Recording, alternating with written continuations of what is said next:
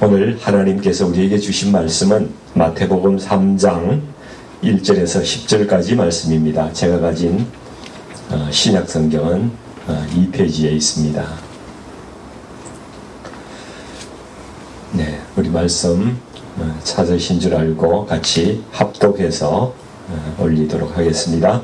그때에 침례 요한이 이르러 유대 광야에서 전파하여 말하되 회개하라 천국이 가까이 왔느니라 하였으니 그는 선지자 이사야를 통해서 말씀하신 자라.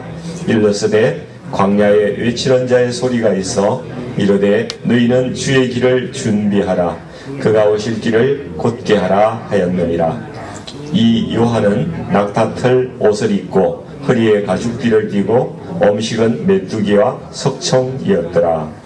이때 예루살렘과 온 유대와 요단강 사방에서 다 그에게 나아와 자기들의 죄를 자복하고 요단강에서 그에게 침례를 받더니 요한이 많은 바리새인들과 사두개인들이 침례 베푸는 대로 오는 것을 보고 이르되 독사의 자식들아 누가 너희를 가르쳐 임박한 진노를 피하라 하더냐. 그러므로 회개에 합당한 열매를 맺고 속으로 아브라함이 우리 조상이라고 생각하지 말라. 내가 너희에게 이르노니 하나님이 능히 이 돌들로도 아브라함의 자손이 되게 하시리라. 이미 도끼가 나무 뿌리에 놓였으니 좋은 열매를 맺지 아니하는 나무마다 찍혀 불에 던져지리라. 아멘. 네, 오늘 이 말씀으로 올바른 회개란 무엇일까 하는 그런 제목으로 말씀을 좀 나누도록 하겠습니다. 우리가 회개라는 말은 참 많이 듣습니다. 우리가 말하기도 하고요. 그러나 정작 회개가 무엇인가 이렇게 물으면은 쉬운 문제가 아니에요. 쉽게 대답하기가 참 어렵습니다. 회개는 저 같은 목사에게도 참 어려운 주제이기도 합니다. 회개는 눈물을 흘리는 것입니까? 죄책감을 느끼고 후회하는 것입니까? 대단한 것을 결심을 하는 것입니까? 성경은 회개를 우리의 감정으로 설명하지 않아요. 성경은 우리의 변화로 그렇게 말씀하고 있습니다. 오늘 보면 마태복음 3장은 이 회개를 비교적 아주 분명하게 좀 우리에게 말씀해주고 있는 그러한 장이 되겠습니다. 우리가 본문 말씀을 읽었지만은 굉장히 중요한 세 장면이 나와요. 첫 번째는 요한의 이야기를 좀 해보고 싶어요. 침례 요한에 대해서, 침례 요한의 회개에 대해서 한번, 여기 본문에는 직접 나오지 않지만은 침례 요한이 어떻게 이렇게 광야에 나와서 외치는 자로 살아가게 되었는가, 이 이야기를 한번 해보고 싶고요. 두 번째는 6절에 보면은 이 백성들이 침례 요한의 권면을 듣고 설교를 듣고 자기들의 죄를 자복하였다고 이야기합니다. 그래서 침례를 받게 되는 그 죄를 자복하는 문제, 이런 것들이 있습니다. 그리고 8절에 가서 보시면은 침례 요한이 회개에 합당한 열매를 맺으라고 그렇게 말씀하고 있습니다. 이 세 가지를 중심으로 해서 좀 말씀을 나누고자 합니다. 첫 번째, 요한의 회개에 대해서 한번 보기를 원하는데요. 3장 1절 말씀을 읽어보면은 이렇게 나오죠. 그때에 침례 요한이 이르러 유대 광야에서 전파하여 말하되, 이렇게 말씀합니다. 침례 요한이 지금 어디에 있습니까? 네, 말씀대로 광야에 서 있습니다. 이게 굉장히 중요하다는 거죠. 중요한 의미가 있습니다. 침례 요한은 원래 아버지 이름 아세요? 아시죠? 사가랴. 뭐 하는 분입니까? 제사장이에요. 제사장. 사가랴는 제사장입니다. 아론의 후손이에요.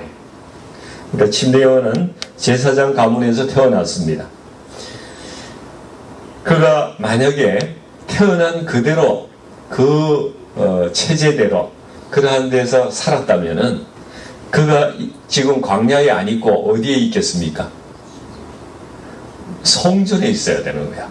예, 침례 요한은 성전에서 지금 서 있어야 되는 사람입니다. 이 성전을 중심으로 그 당시에 기득권을 누리면서 그렇게 살아가는 사람들이 바로 사두개인들이에요. 네, 사두개, 바리새 이런 말 많이 들으셨지 않습니까? 사두개인들이 바로 성전을 중심으로 자기들 그 체제를 유지하면서 기득권을 형성해서 잘 살아가는 그런 사람을 사두개인이라고 합니다. 이 사두개인들이 어떤 삶을 살았는가 보면요, 이들은 성전을 자기들의 체제 유지와 이익을 도모하는 그런 수단으로 삼았던 사람들이에요. 그러니까 백성들이 제사를 드리려고 제물을 가지고 성전에 나오지 않습니까?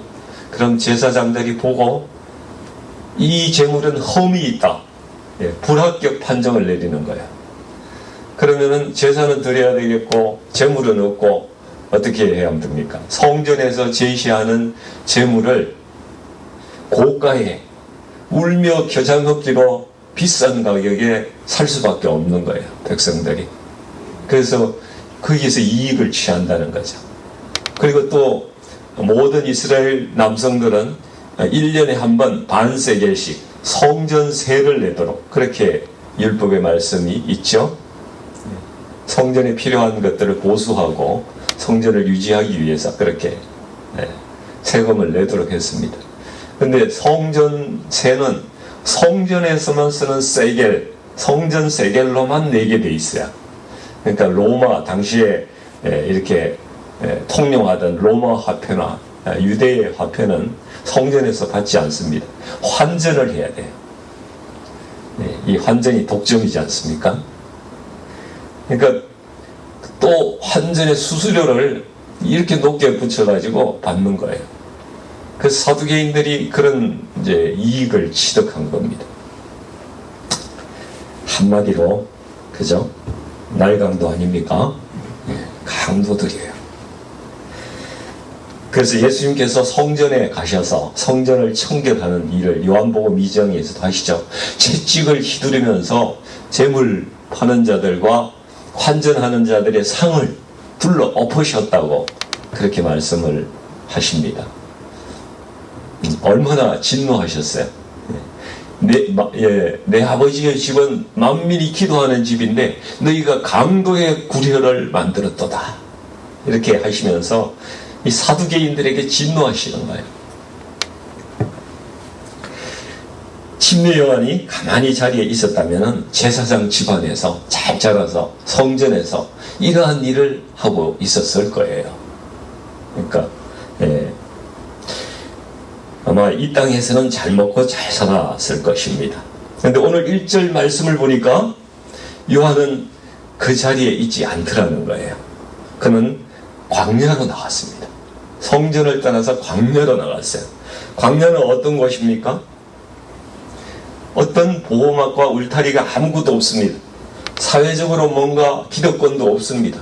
인정받을 만한 것도 없고 자랑할 만한 것도 없습니다. 직분이 뭐고 배경이 뭐고 학력이 뭐고 이런 거 아무 소용이 없는 것입니다. 먹을 것도 변변치 않습니다.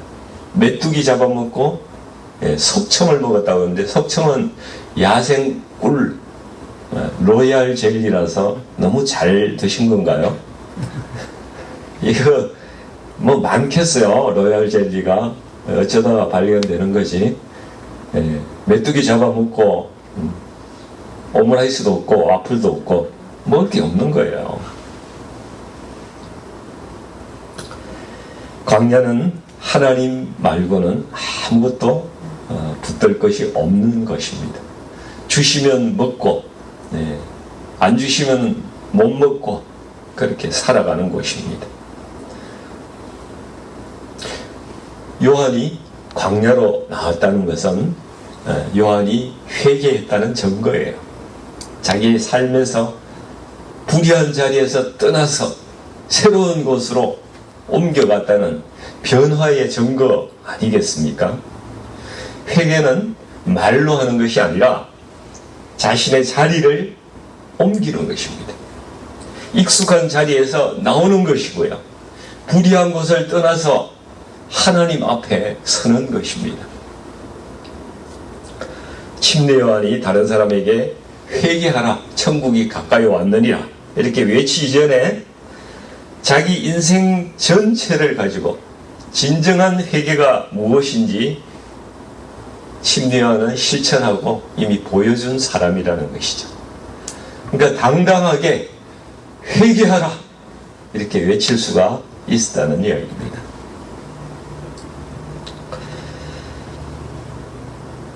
회개는 내가 있던 자리에서 하나님이 부르시는 자리로 이동하는 것입니다. 그것이 회개입니다. 두 번째는 회개는 죄를 자복하는 것입니다. 6절 말씀 같이 읽어볼까요?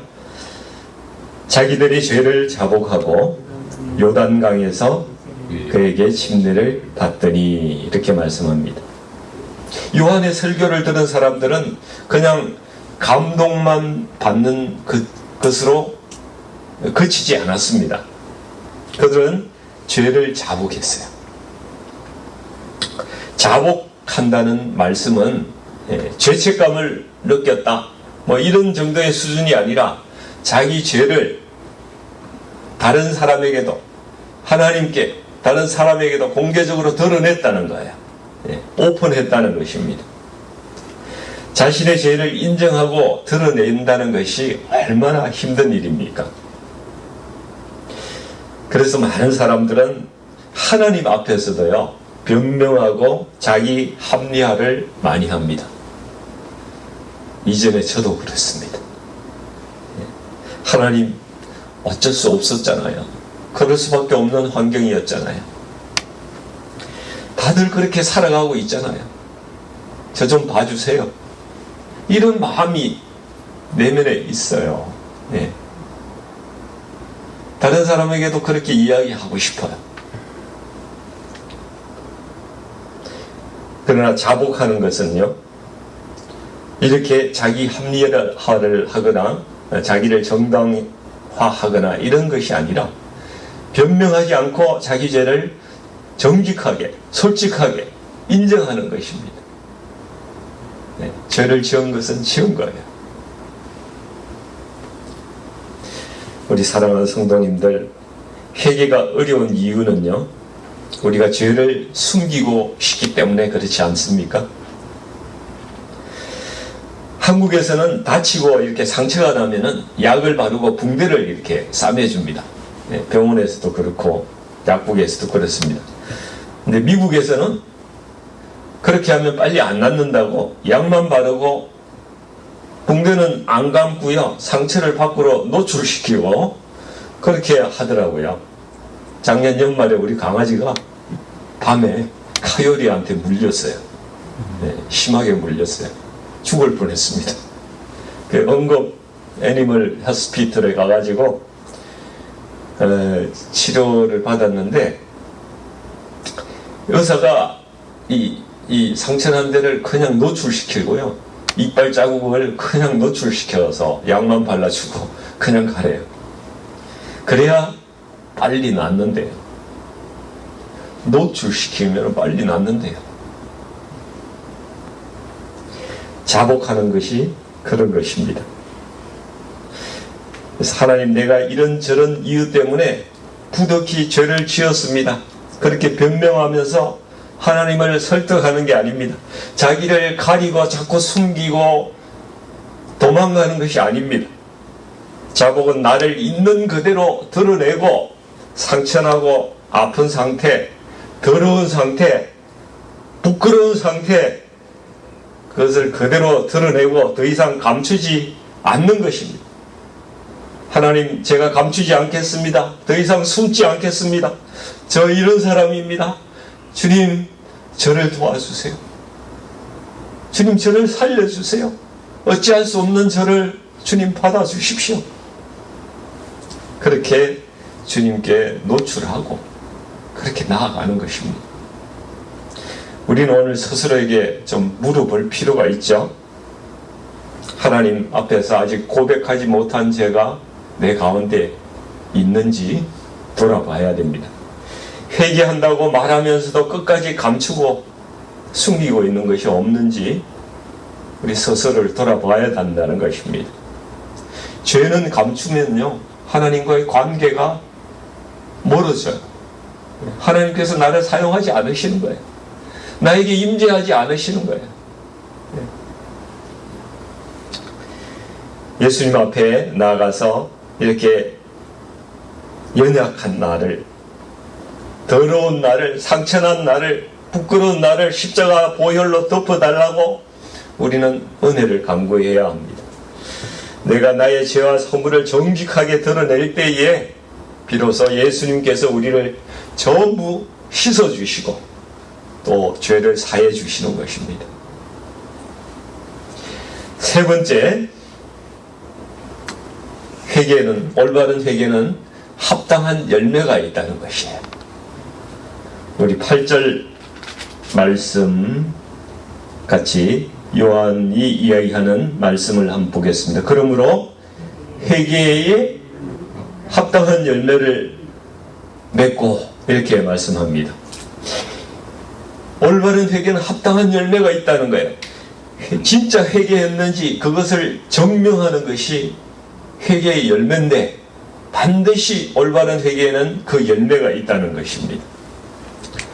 많은 사람들이 회개했다고 생각하고, 회개했으니까 이제 됐어, 뭐 그만하면 됐지, 내 마음만 진실하면 되지 뭐, 이러고 넘어가려고 합니다. 그러나 침례 요한은 단호하게 이야기하죠. 합당한 열매가 없으면은 올바른 회개가 아니야. 어렵습니다. 예. 합당한 열매가 뭘까? 이제 고민이 되는 거죠. 나무는 풍성한 잎사귀로 자신을 증명하는 것이 아니라 열매로 자기가 어떤 나무인지를 증명을 합니다. 사과나무는 내가 사과나무야 이렇게 말을 하지 않습니다. 그냥 사과를 맺습니다. 그러면 모든 사람들이 사과인 줄 압니다. 사과나무인 줄 알아요. 회개의 열매는 무엇이겠습니까? 변화입니다. 변화. 우리 삶에 나타나는 변화라는 거예요. 그 변화는 완벽하게 뭔가 이렇게 새롭게 돼야 된다, 이걸 이야기하는 것은 아니에요.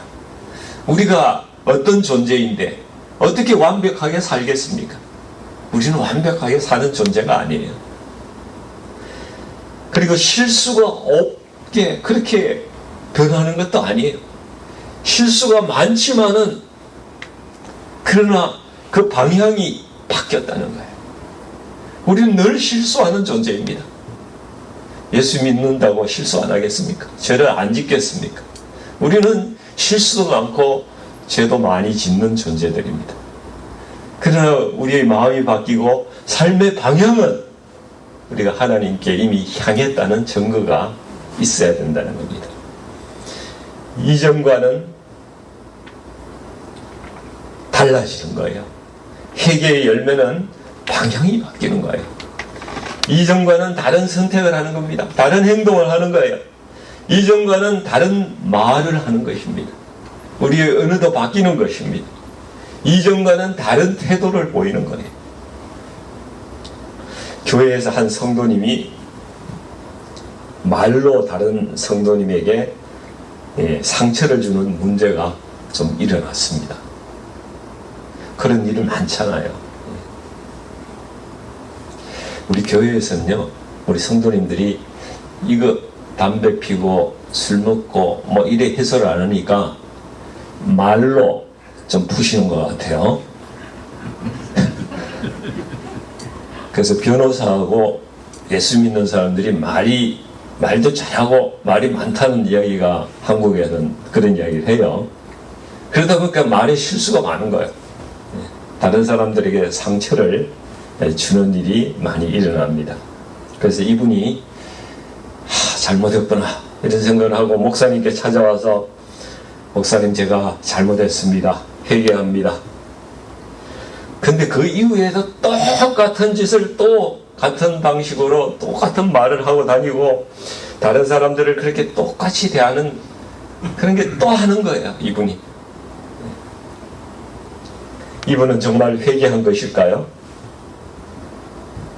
조금이라도 달라졌으면 괜찮은데 방향성이 바뀐 것이 보이면 괜찮은데 그렇지 않고 똑같이 그렇게 한다 그러면은 그냥 죄책감만 느낀 거지 회개한 것은 아니라는 거예요. 올바른 회개가 아니라는 것입니다. 회개는 미안합니다. 죄송합니다. 이걸로 그치는 게 아닙니다. 회개는 회개에 합당한 열매가 있어야 그것이 회개의 증거가 된다는 것입니다. 이분이 정말 회개했다면 그 시간 이후로는 사람을 대하는 방식이 완전히 바뀌어져야 그래야 회개의 증거가 되는 것입니다. 변화가 작아도 괜찮다는 말씀 드렸잖아요. 좀 느려도 괜찮습니다. 우리는 그런 존재이기 때문에 그래요. 그러나 없으면 안 된다는 거예요. 없으면 안 돼요. 조금이라도 조금씩 우리는 진전되고 변화되는 그런 존재들인 것입니다. 오늘 말씀의 결론을 좀 맺겠습니다. 오늘 본문이 말씀하고 있는 진정한 회개는 삶의 방향의 전환입니다. 잘못된 자리에서 옮기는 것입니다. 죄를 드러내서 주님께 맡기는 것입니다. 내 스스로 해결하는 것이 아니라 주님께서 해결해 달라고 그 죄를 십자가에 맡기는 것입니다. 그리고 삶이 바뀌는 것입니다. 삶의 변화가 일어나는 것입니다. 회개는 눈물로 끝나지 않습니다. 회개는 결심으로 끝나는 것이 아닙니다. 회개는 삶의 방향이 바뀌는 사건입니다. 지금 하나님께서 우리에게도 묻고 계십니다. 창세기 1장에 죄를 짓고 숨은 아담 하와의 모습이 있죠. 무화과 나무 뒤에 숨습니다. 그때 하나님께서 어떻게 말씀하세요? 내가 어디에 있느냐? 내가 선 자리가 어디냐? 그렇게 물으세요. 요한에게 너 성전에서 서 있지만은 그렇게 살다가는 너 하나님 제대로 못 만난다. 너 하나님 임재를 경험할 수가 없어. 이 땅에서 하나님께 영향력 있고 영광스러운 그런 하나님께 영광 올려드리는 삶 못 산다. 요한은 나오지는 않지만은 그런 음성을 들었을 거예요. 그러니까 옮겨간 거예요. 성전에 있지 않고 광야로 간 것입니다. 그리고 너는 무엇을 숨기고 있느냐? 우리 가운데 있는 죄는 하나님과 우리의 관계를 막습니다. 자복해야 합니다. 하나님 앞에 철저히 내어놓고 울어야 합니다. 그리고 너의 삶에 어떤 열매가 맺히고 있느냐? 변화의 증거가 있습니까? 나는 어디에서 어떻게 살아왔지만 어떻게 살아간다고 나의 변화를 말씀하실 수 있습니까? 이 질문 앞에 우리는 정직하게 대답해야만 합니다. 우리 올 한 해 우리가 정말 진실한 회개를 통해서 하나님과 관계를 회복하고 내가 내 안에서 주인 되어서 나를 드라이브하는 그런 인생이 아니라 성령님께서 나에게 찾아오시게끔 이 죄의 문제를 해결하고 이제는 성령님께서 나의 주인이 되어서 나를 인도하시고 나에게 말씀하시고 그렇게 살아가시는 올 한 해가 되시기를 주님의 이름으로 축원드립니다. 같이 기도하겠습니다. 사랑하는 주님, 우리가 회개한다고 말은 많이 하지만은 아버지 진정으로 회개하는 것이 무엇인지 정말 모르고 살아왔습니다. 아버지 하나님, 우리를 겸손하게 주님 앞에 엎드리게 하여 주옵소서. 아버지, 눈물만 흘리는 것이 아니라 그냥 죄책감만 느끼는 것이 아니라 우리의 삶이 변하는 진정한 회개를 주님 앞에 드리기를 원합니다.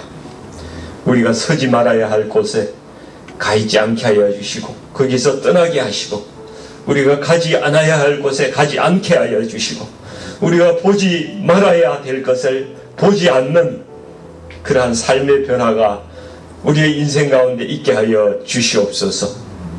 우리에게 있는 죄와 허물을 혹시 우리가 하나님께 이해해 달라고 변명하며 자기 합리화를 하며 그렇게 살아오지 않았나 이 시간 회개합니다. 진정으로 나의 모든 죄악을 주의 십자가 앞에 올려드립니다. 주님, 부끄러운 나를 주님 앞에 드립니다. 주님, 용서하여 주시고 십자가의 보혈로 깨끗이 씻어 주시옵소서. 아버지 하나님, 우리가 자복하며 은혜를 구합니다.